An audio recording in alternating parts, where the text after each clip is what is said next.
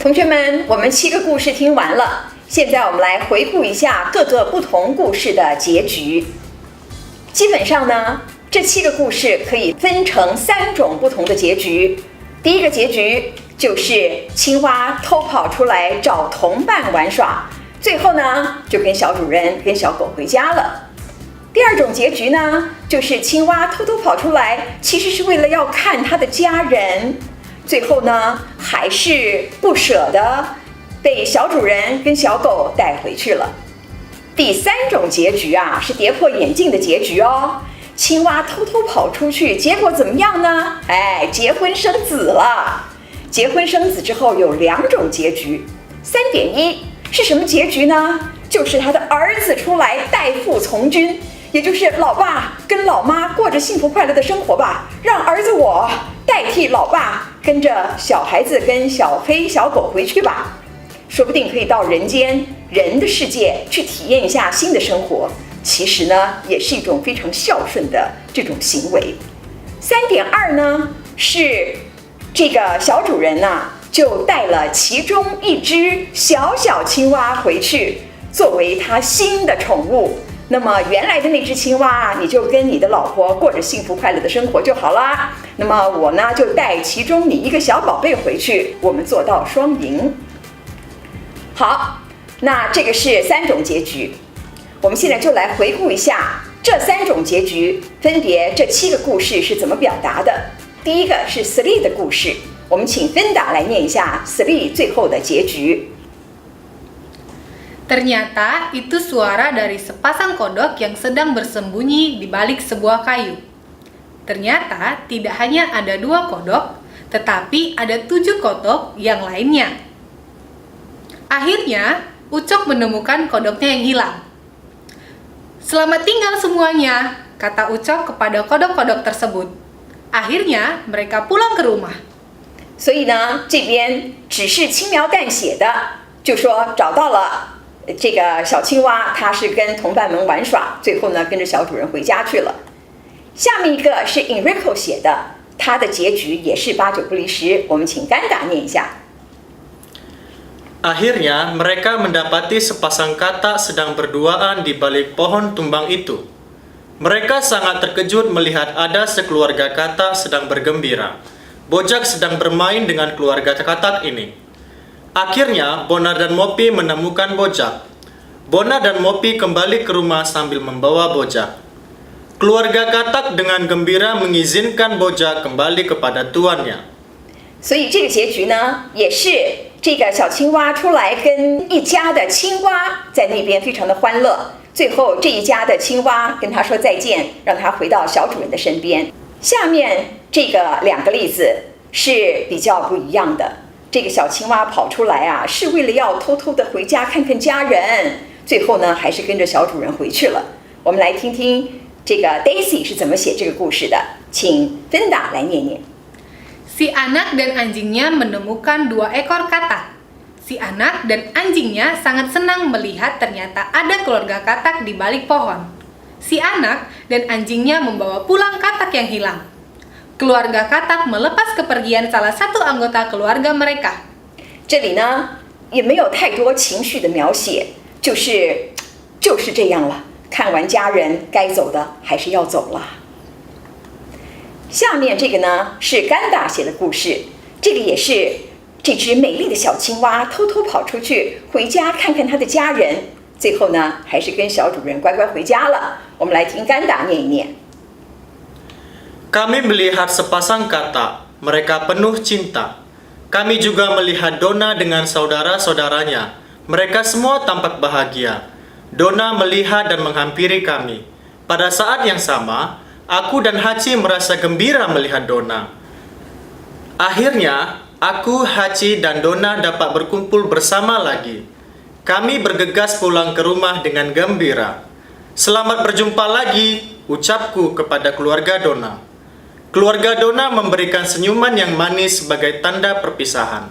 同样的，甘达呢也是写到唐娜回去跟他的兄弟姐妹们快乐的相处了一段时间，最后呢，兄弟姐妹们跟一家人带着这个微笑当作是道别的记号，好像也是一个蛮美的，虽然有一点凄美啊，也是蛮美的结局了。可是下面这3个结局就不太一样了。其中呢 ，Samuel 所写的是青蛙跑出去以后啊，结婚生子了嘞。结果呢，他的儿子呢，要代父从军，成为新宠啊，去人类世界另外体验一下。我们来听听根达来念念 Samuel 写的故事。Di sana mereka menemukan katak hewan peliharaan anak laki-laki. Dia bersama seekor ibu katak. Mereka memiliki beberapa bayi katak dan salah satu dari mereka melompat ke arah anak laki-laki. Bayi katak menyukai anak laki-laki dan ingin menjadi hewan peliharaan barunya.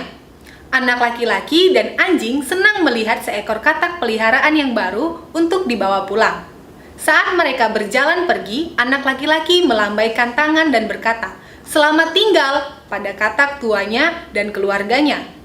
Keluarga katak tidak bisa melambaikan tangan, jadi mereka hanya tersenyum. 当然了，我们也不知道这个小青蛙跑出去以后是真的结婚生子，在这么快的时间之内就已经生了那么一窝的小青蛙，还是说其实原来已经有家人，他只是回去而已啊？这边并不太清楚。但无论如何，这里很特别的一点就是没有任何的逼迫，也没有任何的勉强。这个青蛙的其中一个孩子呢，自己跳出来，就要想成为新的宠物，这是一件非常有趣的事情。那么最后呢，这一家人其实是带着一个微笑，这个微笑呢是 tersenyum， 所以是有一点挤出了一抹微笑啊。那下面一个呢，这个时候是青蛙偷偷跑出去结婚生子，最后是主人带了其中的一只小青蛙返回家去作为新宠，让原来的这只青蛙就从此过着幸福快乐的日子吧。我们来听听 Nurul 所写的这个故事。Ternyata si katak ada di sana, dan dia tidak sendiri. Dia bersama seekor katak betina dan anak-anak katak. Si anak laki-laki itu sangat senang. Lalu ia meminta pada katak peliharaannya untuk diperbolehkan membawa pulang salah satu anaknya. Keluarga katak melihat si anak laki-laki dan si anjing berjalan pulang ke rumah bersama salah satu anak katak. 这里比较特别的是什么呢？是这个小男孩呢，就要求这个他原来的这只青蛙说：“你可不可以允许我带你的一只小孩，你的小青蛙回去当做我的新宠？”那么最后呢，他们只是望着小男孩跟小孩带着他的青蛙宝宝回家去。到底心中是不是五味杂陈，我们不知道，但至少好像是有征得他的同意。那么最后这个呢，是阿芬达所写的，这个也是带了一个青蛙宝宝回家，是不是有征得同意？那这是另外一回事。我们来听甘达念一下。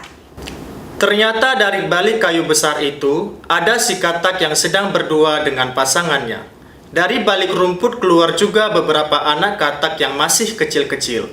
Bobby begitu senang karena melihat si katak memiliki banyak anak. Bobby pun mengambil salah satu anak katak, itu yang untuk dijadikan peliharaan barunya. Akhirnya, Bobby, Blackie, dan si katak kecil pulang ke rumah dengan bahagia. Mereka melambaikan tangan sebagai salam perpisahan kepada keluarga katak. Keluarga katak pun melepas salah satu anggota keluarganya dengan memberikan senyuman terbaik mereka. 这里很有趣啊，芭比很高兴看到他的小青蛙有这么多的孩子，然后呢就取了一只小青蛙作为他的新宠物，就回家了。哇，这个是芭比也不用问啊，就直接我选一只，跟着我走吧。那么各位同学看完了这3个不同的结局以后，我想要知道一下，各位，我想要知道一下你们到底喜欢哪一个青蛙的故事的结尾？为什么呢？真的到底喜欢哪一个结局啊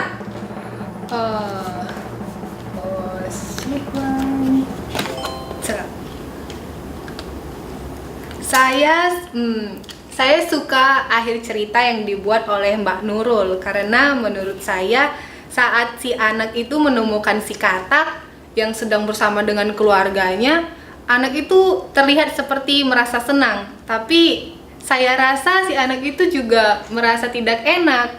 Makanya si anak itu meminta izin kepada keluarganya. Dan saya suka ketika si anak itu meminta izin kepada keluarga katak untuk mengambil salah satu anak mereka. Terdengar lebih sopan untuk budaya di Indonesia. 哦，所以啊，芬达是比较喜欢要先征得家人的同意，不是就说哎，我把一只小青蛙带走了。所以这样子是比较符合印尼的文化的。好，那我们来听听甘达，甘达会喜欢哪一个结局啊？ Sangat sulit memilih akhir cerita mana yang saya sukai. Namun jika harus memilih, maka saya akan memilih tulisan cerita katak dari Mbak Nurul. Maka dari itu, ini untuk saya. Ya, tulisan cerita mereka saya kategorikan sebagai 2 kategori. Tulisan pertama, karya ganda Desi, Jovan, Sri, dan Eriko. Mereka menuliskan cerita bahwa si katak sebagai anak maupun sebagai orang tua kembali pulang bersama si anak laki-laki dan juga si anjing. 好，所以啊，我发现这个甘达，他把他的这个分析式的这种个性拿出来了。他先不告诉你他喜欢哪一个，先来把它分类。所以刚才甘达已经分的第一类就是这个将失踪的青蛙带回家。那他的第二类呢？ Jadi kategori yang kedua itu adalah tulisan dari Samuel, Vinda, dan Mbak Nurul. Mereka menuliskan bahwa si katak atau anak katak yang diambil, bukan si katak yang lari dari atau yang pergi dari rumah si anak laki-laki atau si anjing. 无论是甘达也好，是芬达也好，他们最喜欢的结局都是努鲁写的那一个啊，也就是第6，对不对？ Ya. 对，啊，他们都喜欢这个故事，哈，这很有趣，对不对？他们都希望能够征求父母亲的同意，然后呢，再带其中一只小青蛙回家去作为新宠，这样子是比较有礼貌的，而不是自己就带一只回家，管你去的，我走了啊，那样子呢是没有礼貌的。这是他们2个喜欢的结局。那么有没有哪一个结局是你不喜欢的？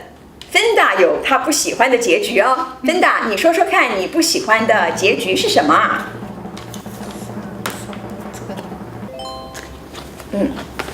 Ya, saya tidak suka cerita yang saya buat. Ini pertama. Kalau saya bandingkan dengan cerita-cerita yang lainnya, terlihat seperti punya saya itu kurang bagus. Karena apa? Pada saat si Bobby menemukan anak katak itu, dia melihat banyak anak katak di situ dan dia hanya mengambil salah satu anak itu tanpa permisi kepada kedua orang tua si katak. Setelah saya pikir-pikir itu terlihat seperti tidak sopan untuk budaya Indonesia gitu. Jadi saya merasa itu tidak bagus. 啊，真有趣。芬达是很有反省力的啊，在他看了这么多人家的结尾之后，发现自己的结尾实在是不太好。 因为他自己的结尾呢是也不问父母亲的同意，就直接选一只青蛙，看中了你就是你了，跟我回家。所以他后来呢也觉得说，哎，我自己这样子实在是想来想去，实在太没有礼貌了啊。所以觉得这个跟印尼的文化是不太相符的。那还有呢？还有呢？ Satu lagi itu cerita dari Desi Hana. Cerita yang dibuat oleh Desi begitu singkat karena pada saat si anak itu menemukan katak yang hilang, dia hanya membawa anak katak yang hilang itu dan dia sama seperti cerita yang saya buat. Dia tidak menjelaskan bagaimana ekspresi atau perasaan dari keluarga itu ketika dia mengambil anak katak itu. Apakah sedih atau marah? Saya tidak di situ tidak dijelaskan. 哦，所以呢，芬达另外一个不喜欢的就是 Daisy 写的那个青蛙的故事，非常的简短，里面其实没有太多情绪的。那么甘达好像有没有不喜欢的？ Ya, saya tidak ada yang tidak saya sukai. 哈，甘达没有不喜欢的，他是一个分析型的，把它列出来2大类，然后呢，只说他喜欢的，因为他说啊，各式各样的结局跟写作的人呢都有不同的看法，所以呢他是尊重大家对于不同的看法的表达能力，所以他没有说他不喜欢哪一个。那么我有没有不喜欢的呢？我有没有喜欢的呢？对我而言呢，有没有喜欢的呢？对我而言是没有哎，我没有喜欢的耶。为什么呢？因为我觉得我就像是那只小青蛙一样，我住在那个空瓶子里面。其实我是一个喜爱池塘的人，怎么把我放在一个空瓶子里面，没有一滴水，让我在里面过着被小朋友、小狗欣赏、日日观赏的日子啊！这样子的日子我怎么能忍受呢？所以我要逃，我马上就逃了，一个箭步，啪，我就走了。从此呢，最好不要回去，再也不要回到原来那个地方。所以呢，我对于这7个答案、7个结局，没有一个喜欢的。而我跟其他人不太一样的，像甘达觉得自己是那个小男孩，芬达呢是第三者，看这个所有的故事发展。我呢，我觉得我就是那只可怜的小青蛙呀。所以我希望得到自由，我不希望有1到7那样的结局，太残忍了。